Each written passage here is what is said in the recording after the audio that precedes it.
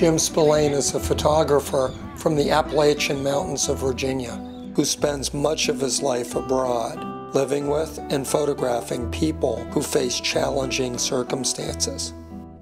For a number of years, he documented the harsh life of laborers, including children, working at a brick factory in Nepal.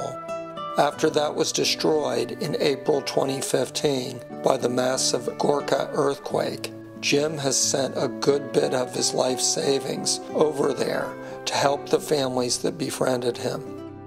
As a young man, he was a lawyer, but photography became his calling. The photograph that I asked Jim to talk about was taken 10 years ago in the Himalayan mountains of Nepal. You're up in Muktinath, which is near the top of the Annapurna circuit in western Nepal. It's a beautiful place. I think it's the biggest vertical drop on the earth, meaning from the top of the Himalayan mountains there down to the grand ravine of the river itself. It took 2 days to climb up from where we got off the airplane. It snowed off and on, and we stopped midway up and slept and ate. Muktinath is a special place in that it's got Hindu temples, a Buddhist temple, and even a Bon temple, which predates those two religions, if you can imagine. When I look at this photo, I remember the light and how I'm waiting for the sun to come from behind the cloud, but I don't want it to come all the way out because then everything will be blown out. I'm with two friends, Ravi Acharya and Dinesh Thapa, and they're like wanting me to go somewhere, maybe to climb up to the pass. But I'm thinking, no, I've got to get this one moment, and I've already cased out the place, the buildings and their color. You see this wall here with the archway, doorway, and that red, and the chimney red, and then this stupa here in the foreground on the left complement each other color-wise. This building with the little blue bell is a Buddhist temple.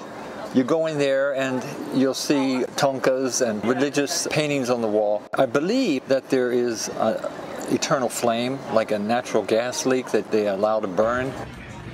The nun is walking to where she lives. She's just swept the snow off of the walkway. The tree here on the upper right was a problem I had to solve. I wanted to have something in that corner, but the vegetation really was kind of unwieldy. But you see where the prayer flags are tied to the tree and then they go off across the picture. When they flap, it's like saying prayers.